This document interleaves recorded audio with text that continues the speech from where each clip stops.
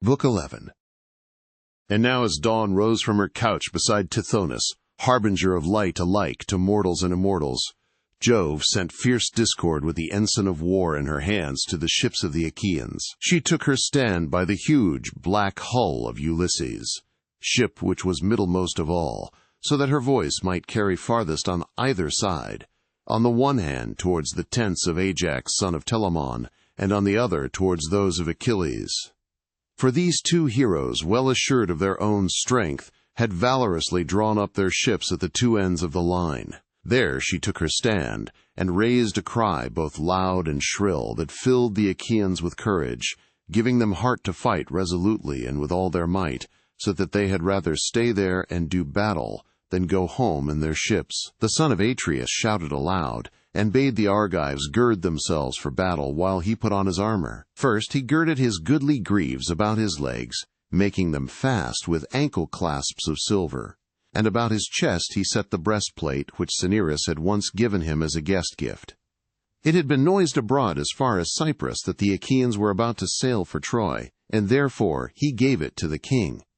It had 10 courses of dark cyanus, 12 of gold, and 10 of tin.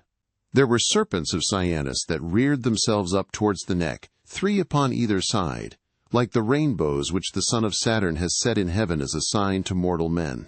About his shoulders he threw his sword, studded with bosses of gold, and the scabbard was of silver with a chain of gold wherewith to hang it.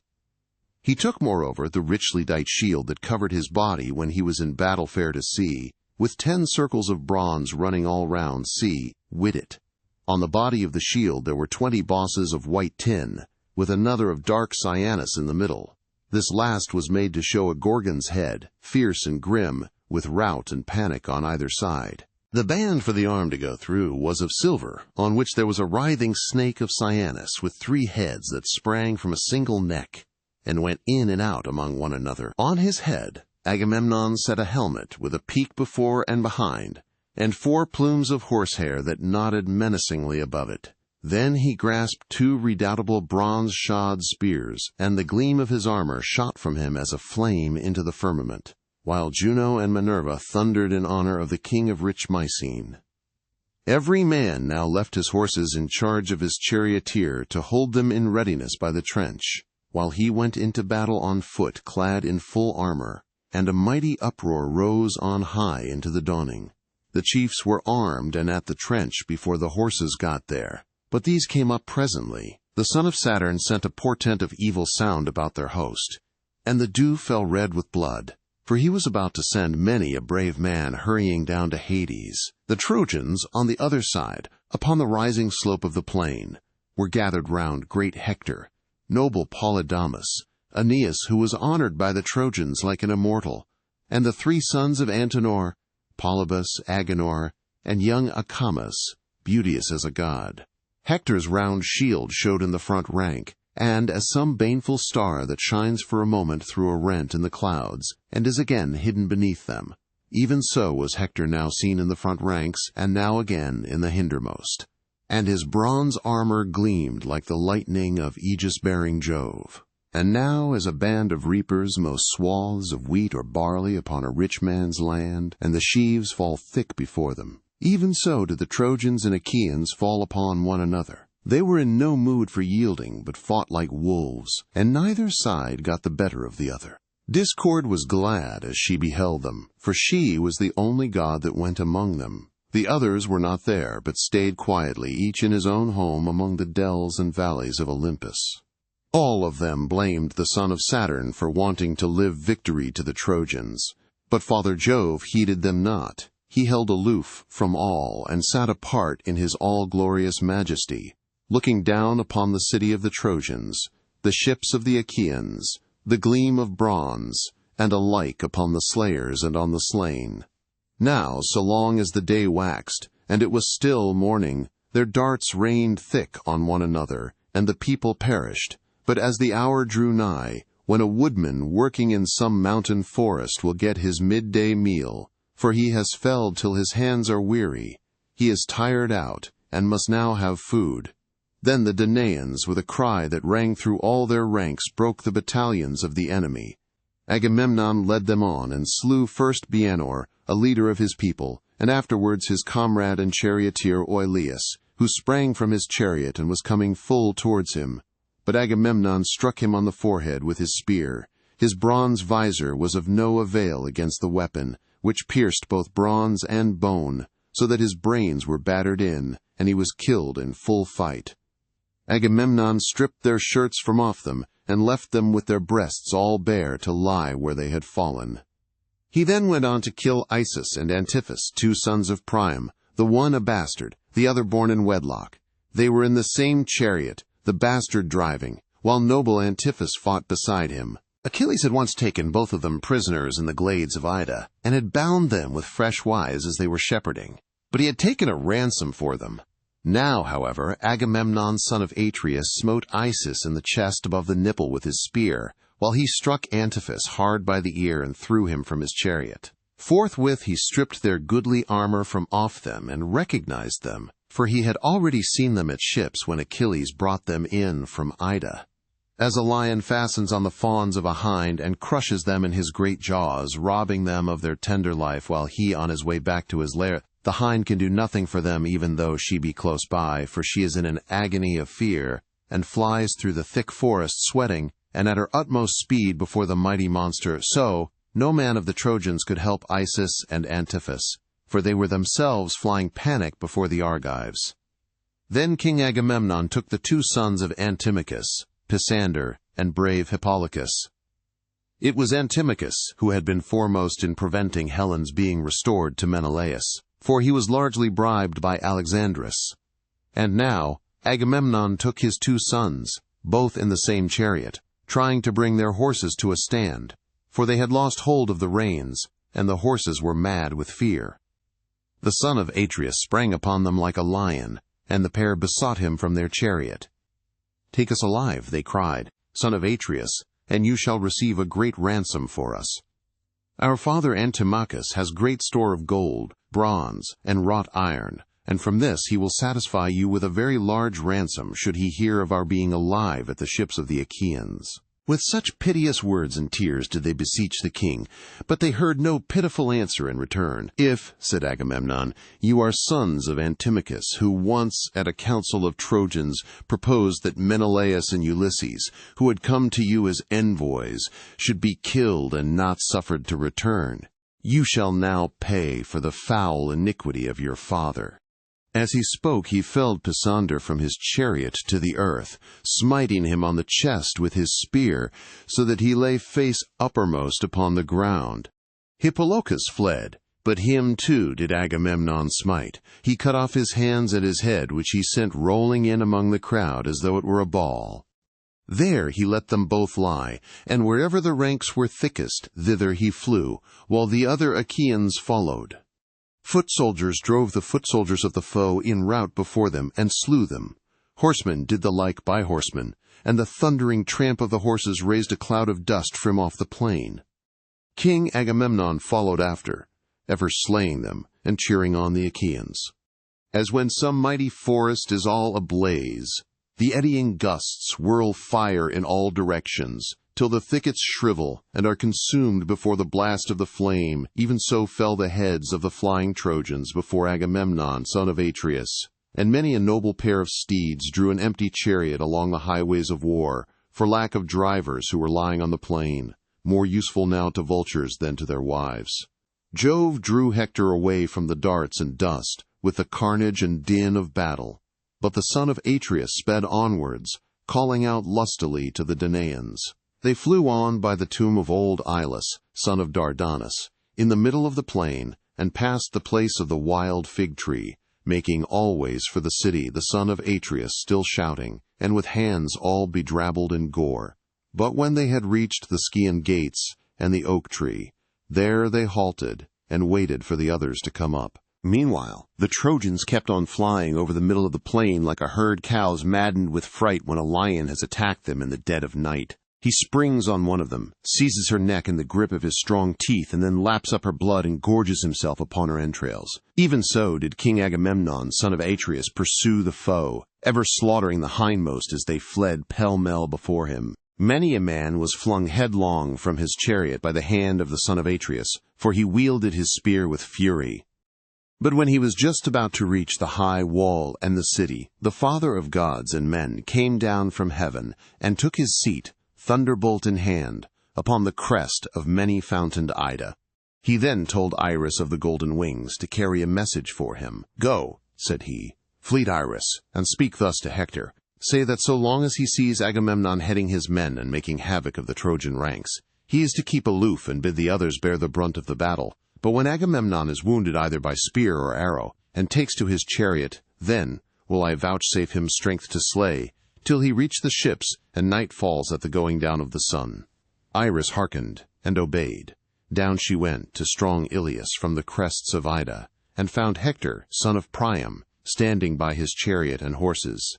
Then she said, "Hector, son of Priam, peer of gods in council, Father Jove has sent me to bear you this message. So long as you see Agamemnon heading his men and making havoc of the Trojan ranks, you are to keep aloof and bid the others bear the brunt of the battle. But when Agamemnon is wounded either by spear or arrow, and takes to his chariot, then will Jove vouchsafe you strength to slay till you reach the ships, until night falls at the going down of the sun." When she had thus spoken, Iris left him, and Hector sprang full-armed from his chariot to the ground, brandishing his spear as he went about everywhere among the host, cheering his men on to fight, and stirring the dread strife of battle. The Trojans then wheeled round, and again met the Achaeans, while the Argives on their part strengthened their battalions. The battle was now in array, and they stood face to face with one another, Agamemnon ever pressing forward in his eagerness to be ahead of all others. Tell me now, ye muses that dwell in the mansions of Olympus, who, whether of the Trojans or of their allies, was first to face Agamemnon? It was Iphidamas, son of Antenor, a man both brave and of great stature, who was brought up in fertile Thrace, the mother of sheep. Cisses, his mother's father, brought him up in his own house when he was a child, Cisses, father to fair Theano. When he reached manhood, Cisses would have kept him there, and was for giving him his daughter in marriage, but as soon as he had married, he set out to fight the Achaeans with 12 ships that followed him. These he had left at Percote, and had come on by land to Ilias. It was that Na met Agamemnon, son of Atreus. When they were close up with one another, the son of Atreus missed his aim, and Iphidamas hit him on the girdle below the cuirass, and then flung himself upon him, trusting to his strength of arm. The girdle, however, was not pierced, nor nearly so, for the point of the spear struck against the silver, and was turned aside as though it had been lead. King Agamemnon caught it from his hand, and drew it towards him with the fury of a lion. He then drew his sword, and killed Iphidamas by striking him on the neck. So there the poor fellow lay, sleeping a sleep as it were of bronze, killed in the defense of his fellow citizens, far from his wedded wife, of whom he had had no joy though he had given much for her. He had given 100 head of cattle down, and had promised later on to give 1,000 sheep and goats mixed, from the countless flocks of which he was possessed. Agamemnon, son of Atreus, then despoiled him, and carried off his armor into the host of the Achaeans. When noble Coon, Antenor's eldest son, saw this, sore indeed were his eyes at the sight of his fallen brother. Unseen by Agamemnon, he got beside him, spear in hand, and wounded him in the middle of his arm below the elbow, the point of the spear going right through the arm. Agamemnon was convulsed with pain, but still not even for this did he leave off struggling and fighting, but grasped his spear that flew as fleet as the wind, and sprang upon Coon, who was trying to drag off the body of his brother, his father's son, by the foot, and was crying for help to all the bravest of his comrades. But Agamemnon struck him with a bronze-shod spear and killed him as he was dragging the dead body through the press of men under cover of his shield. He then cut off his head, standing over the body of Iphidamas. Thus did the sons of Antenor meet their fate at the hands of the son of Atreus, and go down into the house of Hades. As long as the blood still welled warm from his wound, Agamemnon went about attacking the ranks of the enemy with spear and sword, and with great handfuls of stone. But when the blood had ceased to flow, and the wound grew dry, the pain became great, as the sharp pangs which the Eilithuiae, goddesses of childbirth, daughters of Juno and dispensers of cruel pain, send upon a woman when she is in labor, even so sharp were the pangs of the son of Atreus. He sprang on to his chariot, and bade his charioteer drive to the ships, for he was in great agony. With a loud, clear voice he shouted to the Danaans, "My friends, princes, and counselors of the Argives, defend the ships yourselves, for Jove has not suffered me to fight the whole day through against the Trojans."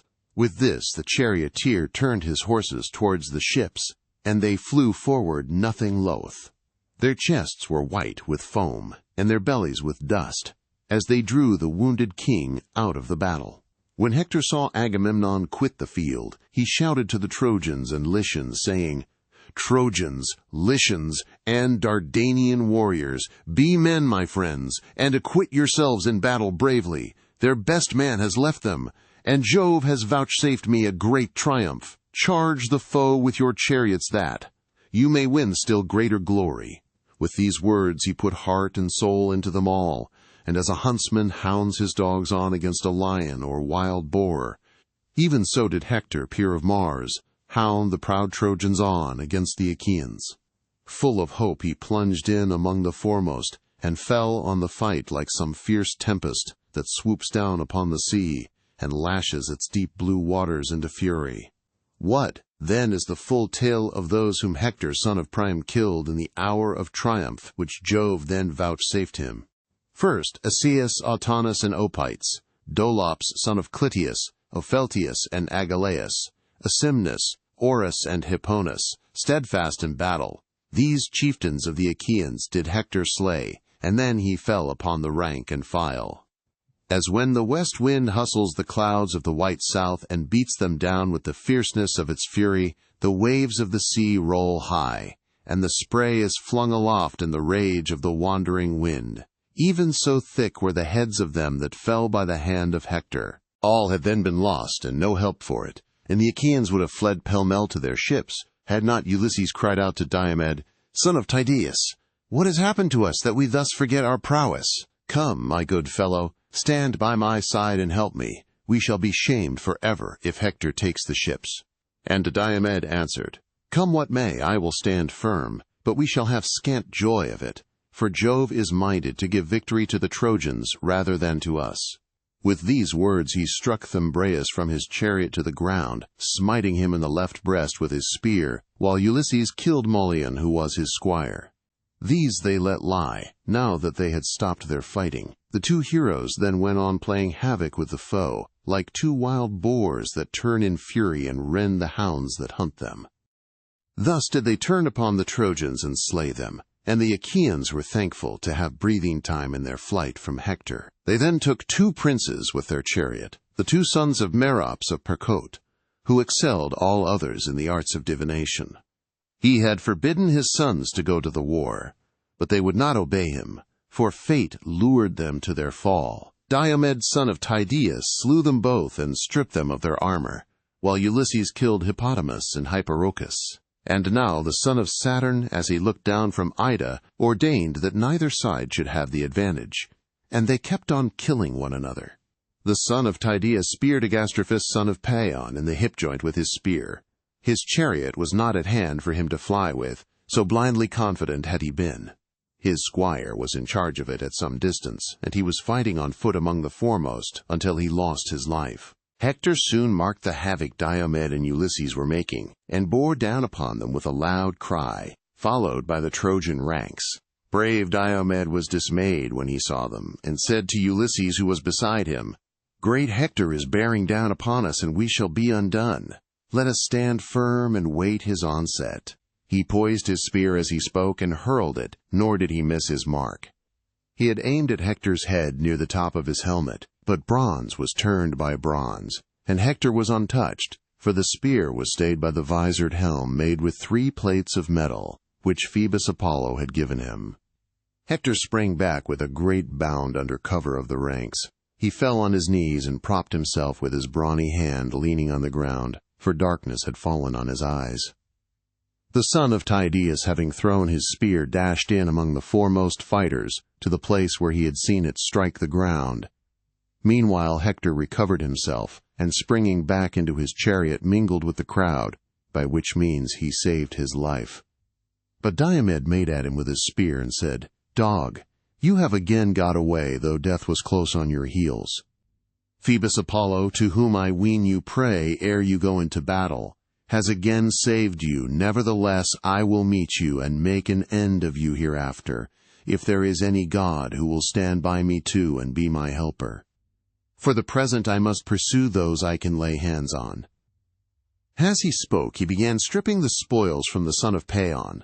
But Alexandrus, husband of lovely Helen, aimed an arrow at him, leaning against a pillar of the monument which men had raised to Ilus, son of Dardanus, a ruler in days of old. Diomed had taken the cuirass from off the breast of Agastrophus, his heavy helmet also, and the shield from off his shoulders, when Paris drew his bow and let fly an arrow that sped not from his hand in vain, but pierced the flat of Diomed's right foot, going right through it and fixing itself in the ground. Thereon Paris, with a hearty laugh, sprang forward from his hiding place, and taunted him, saying, "You are wounded. My arrow has not been shot in vain. Would that it had hit you in the belly and killed you, for thus the Trojans, who fear you as goats fear a lion, would have had a truce from evil." Diomed, all undaunted, answered, "Archer, you who without your bow are nothing, slanderer and seducer, if you were to be tried in single combat fighting in full armor, your bow and your arrows would serve you in little stead. Vain is your boast, in that you have scratched the sole of my foot. I care no more than if a girl or some silly boy had hit me. A worthless coward can inflict but a light wound. When I wound a man, though I but graze his skin, it is another matter, for my weapon will lay him low. His wife will tear her cheeks for grief, and his children will be fatherless. There will he rot, reddening the earth with his blood, and vultures, not women, will gather round him." Thus he spoke, but Ulysses came up and stood over him. Under this cover he sat down to draw the arrow from his foot, and sharp was the pain he suffered as he did so. Then he sprang onto his chariot, and bade the charioteer drive him to the ships, for he was sick at heart. Ulysses was now alone. Not one of the Argives stood by him, for they were all panic-stricken. "Alas," said he to himself in his dismay, "what will become of me? It is ill if I turn and fly before these odds, but it will be worse if I am left alone and taken prisoner, for the son of Saturn has struck the rest of the Danaans with panic. But why talk to myself in this way? Well do I know that though cowards quit the field, a hero, whether he wound or be wounded, must stand firm and hold his own." While he was thus in two minds, the ranks of the Trojans advanced and hemmed him in, and bitterly did they come to meet it. As hounds and lusty youths set upon a wild boar that sallies from his lair, whetting his white tusks, they attack him from every side, and can hear the gnashing of his jaws, but for all his fierceness they still hold their ground. Even so furiously did the Trojans attack Ulysses. First he sprang spear in hand upon Diopetes, and wounded him on the shoulder with a downward blow. Then he killed Thun and Ennomus. After these he struck Chersidamas in the loins under his shield as he had just sprung down from his chariot, so he fell in the dust, and clutched the earth in the hollow of his hand. These he let lie, and went on to wound Cherops, son of Hippasus' own brother to noble Socus. Socus, hero that he was, made all speed to help him, and when he was close to Ulysses, he said, "Far-famed Ulysses, insatiable of craft and toil, this day you shall either boast of having killed both the sons of Hippasus, and stripped them of their armor, or you shall fall before my spear." With these words he struck the shield of Ulysses. The spear went through the shield and passed on through his richly wrought cuirass, tearing the flesh from his side. But Pallas Minerva did not suffer it to pierce the entrails of the hero. Ulysses knew that his hour was not yet come, but he gave ground and said to Socus, "Wretch, you shall now surely die. You have stayed me from fighting further with the Trojans, but you shall now fall by my spear, yielding glory to myself, and your soul to Hades of the noble steeds."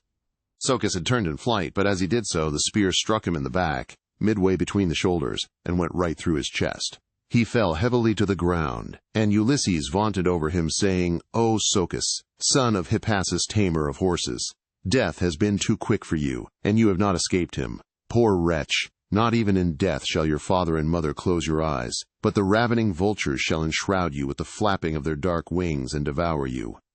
Whereas even though I fall, the Achaeans will give me my due rites of burial." So saying, he drew Socus's heavy spear out of his flesh and from his shield, and the blood welled forth when the spear was withdrawn, so that he was much dismayed. When the Trojans saw that Ulysses was bleeding, they raised a great shout and came on in a body towards him. He therefore gave ground, and called his comrades to come and help him. Thrice did he cry as loudly as man can cry, and thrice did brave Menelaus hear him. He turned, therefore, to Ajax, who was close beside him, and said, "Ajax, noble son of Telamon, captain of your people, the cry of Ulysses rings in my ears as though the Trojans had cut him off and were worsting him while he is single-handed. Let us make our way through the throng. It will be well that we defend him. I fear he may come to harm for all his valor if he be left without support, and the Danaans would miss him sorely." He led the way, and mighty Ajax went with him. The Trojans had gathered round Ulysses like ravenous mountain jackals round the carcass of some homed stag that has been hit with an arrow. The stag has fled at full speed so long as his blood was warm and his strength has lasted, but when the arrow has overcome him, the savage jackals devour him in the shady glades of the forest. Then heaven sends a fierce lion thither, whereon the jackals fly in terror, and the lion robs them of their prey. Even so did Trojans many and brave gather round crafty Ulysses, but the hero stood at bay and kept them off with his spear. Ajax then came up with his shield before him like a wall, and stood hard by, whereon the Trojans fled in all directions. Menelaus took Ulysses by the hand, and led him out of the press while his squire brought up his chariot, but Ajax rushed furiously on the Trojans and killed Doricles, a bastard son of Priam. Then he wounded Pandocus, Lysandrus, Pyrasus, and Pylartes, as some swollen torrent comes rushing in full flood from the mountains onto the plain, big with the rain of heaven. Many a dry oak and many a pine does it engulf, and much mud does it bring down and cast into the sea. Even so did brave Ajax chase the foe furiously over the plain, slaying both men and horses. Hector did not yet know what Ajax was doing, for he was fighting on the extreme left of the battle by the banks of the river Scamander, where the carnage was thickest, and the war cry loudest round Nestor and brave Idomeneus. Among these Hector was making great slaughter with his spear and furious driving, and was destroying the ranks that were opposed to him. Still the Achaeans would have given no ground had not Alexandrus, husband of lovely Helen, stayed the prowess of Machaon, shepherd of his people, by wounding him in the right shoulder with a triple barbed arrow. The Achaeans were in great fear that as the fight had turned against them, the Trojans might take him prisoner, and Idomeneus said to Nestor, "Nestor, son of Neleus, honor to the Achaean name, mount your chariot at once, take Machaon with you, and drive your horses to the ships as fast as you can. A physician is worth more than several other men put together, for he can cut out arrows and spread healing herbs." Nestor, knight of Gerene, did as Idomeneus had counseled. He at once mounted his chariot, and Machaon, son of the famed physician Aesculapius, went with him. He lashed his horses, and they flew onward nothing loath towards the ships, as though of their own free will. Then Cebriones, seeing the Trojans in confusion, said to Hector from his place beside him, "Hector, here are we two fighting on the extreme wing of the battle, while the other Trojans are in pell-mell rout, they and their horses. Ajax, son of Telamon, is driving them before him. I know him by the breadth of his shield. Let us turn our chariot and horses thither, where horse and foot are fighting most desperately, and where the cry of battle is loudest." With this he lashed his goodly steeds, and when they felt the whip they drew the chariot full speed among the Achaeans and Trojans, over the bodies and shields of those that had fallen. The axle was bespattered with blood, and the rail round the car was covered with splashes both from the horses, hooves, and from the tires of the wheels. Hector tore his way through and flung himself into the thick of the fight, and his presence threw the Danaans into confusion, for his spear was not long idle. Nevertheless, though he went among the ranks with sword and spear, and throwing great stones, he avoided Ajax, son of Telamon, for Jove would have been angry with him if he had fought a better man than himself. Then Father Jove from his high throne struck fear into the heart of Ajax, so that he stood there dazed and threw his shield behind him, looking fearfully at the throng of his foes, as though he were some wild beast, and turning hither and thither but crouching slowly backwards. As peasants with their hounds chase a lion from their stockyard and watch by night to prevent his carrying off the pick of their herd, he makes his greedy spring, but in vain, for the darts from many a strong hand fall thick around him, with burning brands that scare him for all his fury, and when morning comes he slinks foiled and angry away. Even so did Ajax, sorely against his will, retreat angrily before the Trojans, fearing for the ships of the Achaeans. Or as some lazy ass that has had many a cudgel broken about his back, when he into a field begins eating the corn. Boys beat him, but he is too many for them, and though they lay about with their sticks they cannot hurt him. Still, when he has had his fill, they at last drive him from the field. Even so did the Trojans and their allies pursue great Ajax, ever smiting the middle of his shield with their darts. Now and again he would turn and show fight, keeping back the battalions of the Trojans, and then he would again retreat, but he prevented any of them from making his way to the ships. Single-handed he stood midway between the Trojans and Achaeans. The spears that sped from their hands stuck some of them in his mighty shield, while many, though thirsting for his blood, fell to the ground ere they could reach him to the wounding of his fair flesh. Now when Eurypylus the brave son of Euaemon saw that Ajax was being overpowered by the rain of arrows, he went up to him and hurled his spear. He struck Apisan, son of Phausius, in the liver below the midriff, and laid him low. Eurypylus sprang upon him, and stripped the armor from his shoulders. But when Alexandrus saw him, he aimed an arrow at him, which struck him in the right thigh. The arrow broke, but the point that was left in the wound dragged on the thigh. He drew back, therefore, under cover of his comrades to save his life, shouting as he did so to the Danaans, "My friends, princes and counselors of the Argives, rally to the defense of Ajax, who is being overpowered, and I doubt whether he will come out of the fight alive. Hither, then, to the rescue of great Ajax, son of Telamon." Even so did he cry when he was wounded. Thereon the others came near, and gathered round him, holding their shields upwards from their shoulders, so as to give him cover. Ajax then made towards them, and turned round to stand at bay as soon as he had reached his men. Thus then did they fight, as it were a flaming fire. Meanwhile the mares of Neleus, all in a lather with sweat, were bearing Nestor out of the fight, and with him Machaon, shepherd of his people. Achilles saw and took note, for he was standing on the stern of his ship, watching the hard stress and struggle of the fight. He called from the ship to his comrade Patroclus, who heard him in the tent, and came out looking like Mars himself. Here indeed was the beginning of the ill that presently befell him. "Why," said he, "Achilles, do you call me? What do you want with me?" And Achilles answered, "Noble son of Menoetius, man after my own heart, I take it that I shall now have the Achaeans praying at my knees, for they are in great straits. Go, Patroclus, and ask Nestor, who is that he is bearing away wounded from the field? From his back I should say it was Machaon, son of Aesculapius, but I could not see his face, for the horses went by me at full speed." Patroclus did as his dear comrade had bidden him, and set off running by the ships and tents of the Achaeans. When Nestor and Machaon had reached the tents of the son of Neleus, they dismounted, and an esquire, Eurymedon, took the horses from the chariot. The pair then stood in the breeze by the seaside to dry the sweat from their shirts, and when they had so done, they came inside and took their seats. Fair Hecamede, whom Nestor had awarded to him from Tenedos when Achilles took it, mixed them a mess. She was daughter of wise Arsinus, and the Achaeans had given her to Nestor, because he excelled all of them in counsel. First she set for them a fair and well-made table that had feet of cyanus. On it there was a vessel of bronze and an onion to give relish to the drink, with honey and cakes of barley meal.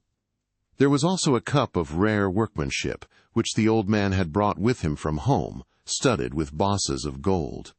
It had 4 handles, on each of which there were 2 golden doves feeding, and it had 2 feet to stand on.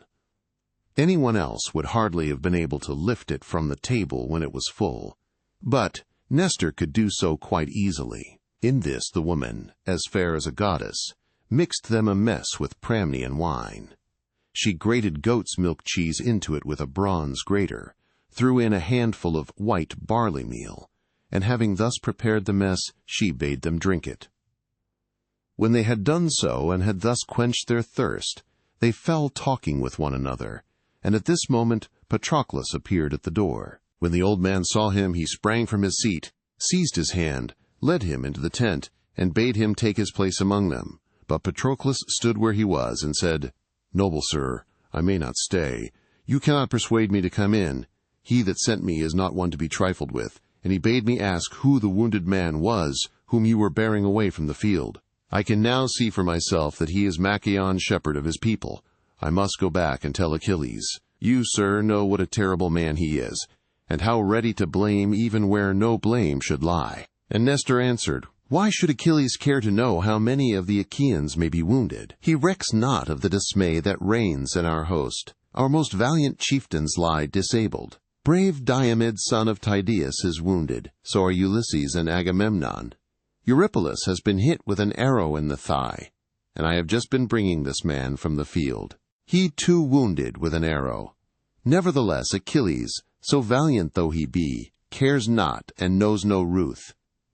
Will he wait till the ships, do what we may, are in a blaze, and we perish one upon the other? As for me, I have no strength nor stay in me any longer. Would that I were still young and strong, as in the days when there was a fight between us and the men of Elis, about some cattle raiding. I then killed Idomeneus, the valiant son of Hyperochus, a dweller in Elis, as I was driving in the spoil. He was hit by a dart thrown my hand while fighting in the front rank in defense of his cows. So he fell, and the country people around him were in great fear. We drove off a vast quantity of booty from the plain, 50 herds of cattle, and as many flocks of sheep, 50 droves also of pigs, and as many wide-spreading flocks of goats. Of horses, moreover, we seized 150, all of them mares, and many had foals running with them. All these did we drive by night to Pylos, the city of Neleus, taking them within the city. And the heart of Neleus was glad in that I had taken so much, though it was the first time I had ever been in the field. At daybreak the heralds went round crying that all in Elis to whom there was a debt owing should come, and the leading Pylians assembled to divide the spoils. There were many to whom the Epeans owed chattels, for we men of Pylos were few and had been oppressed with wrong. In former years Hercules had come and had laid his hand heavy upon us, so that all our best men had perished. Neleus had had 12 sons, but I alone was left. The others had all been killed. The Epeans, presuming upon all this, had looked down upon us, and had done us much evil. My father chose a herd of cattle and a great flock of sheep, 300 in all, and he took their shepherds with him, for there was a great debt due to him in Elis, to wit 4 horses, winners of prizes. They and their chariots with them had gone to the games and were to run for a tripod, but King Augeas took them, and sent back their driver grieving for the loss of his horses. Neleus was angered by what he had both said and done, and took great value in return, but he divided the rest, that no man might have less than his full share. Thus did we order all things, and offer sacrifices to the gods throughout the city. But 3 days afterwards the Epeans came in a body, many in number, they and their chariots, in full array, and with them the 2 Moliones in their armor, though they were still lads and unused to fighting. Now there is a certain town, Threoessa, perched upon a rock on the river Alpheus, the border city Pylos. This they would destroy, and pitch their camp about it. But when they had crossed their whole plain, Minerva darted down by night from Olympus, and bade us set ourselves in array. And she found willing soldiers in Pylos, for the men meant fighting. Neleus would not let me arm, and hid my horses, for he said that as yet I could know nothing about war. Nevertheless Minerva so ordered the fight that, all on foot as I was, I fought among our mounted forces, and vied with the foremost of them. There is a river, Minyaeus, that falls into the sea near Arene, and there they that were mounted, and I with them, waited till morning, when the companies of foot soldiers came up with us in force. Thence in full panoply and equipment we came towards noon to the sacred waters of the Alpheus, and there we offered victims to Almighty Jove, with a bull to Alpheus, another to Neptune, and a herd heifer to Minerva. After this we took supper in our companies, and laid us down to rest each in his armor by the river. The Epeans were beleaguering the city and were determined to take it, but ere this might be, there was a desperate fight in store for them. When the sun's rays began to fall upon the earth, we joined battle, praying to Jove and to Minerva, and when the fight had begun, I was the first to kill my man and take his horses, to wit the warrior Mulius. He was son-in-law to Augeas, having married his eldest daughter, golden-haired Agamede, who knew the virtues of every herb which grows upon the face of the earth. I speared him as he was coming towards me, and when he fell headlong in the dust, I sprang upon his chariot and took my place in the front ranks. The Epeans fled in all directions when they saw the captain of their horsemen, the best man they had, laid low, and I swept down on them like a whirlwind, taking 50 chariots, and in each of them 2 men bit the dust, slain by my spear. I should have even killed the 2 Moliones sons of Actor, unless their real father, Neptune, lord of the earthquake, had hidden them in a thick mist, and borne them out of the fight. Thereon Jove vouchsafed the Pylians a great victory, for we chased them far over the plain, killing the men and bringing in their armor, till we had brought our horses to Buprasium, rich in wheat, and to the Olenian rock, with the hill that is called Elysian, at which point Minerva turned the people back. There I slew the last man and left him. Then the Achaeans drove their horses back from Buprasium to Pylos, and gave thanks to Jove among the gods, and among mortal men to Nestor. Such was I among my peers, as surely as ever was, but Achilles is for keeping all his valor for himself. Bitterly will he rue it hereafter when the host is being cut to pieces. My good friend, did not Menelaus charge you thus, on the day when he sent you from Phthia to Agamemnon? Ulysses and I were in the house, inside, and heard all that he said to you, for we came to the fair house of Peleus, while beating up recruits throughout all Achaea, and when we got there, we found Menelaus, and yourself, and Achilles with you. The old knight Peleus was in the outer court, roasting the fat thigh bones of a heifer to Jove, the Lord of Thunder, and he held a gold chalice in his hand, from which he poured drink offerings of wine over the burning sacrifice. You 2 were busy cutting up the heifer, and at that moment we stood at the gates, whereon Achilles sprang to his feet, led us by the hand into the house, placed us at table, and set before us such hospitable entertainment as guests expect. When we had satisfied ourselves with meat and drink, I said my say, and urged both of you to join us. You were ready enough to do so, and the 2 old men charged you much and straitly. Old Peleus bade his son Achilles fight ever among the foremost and outvie his peers, while Menelaus, the son of Actor, spoke thus to you.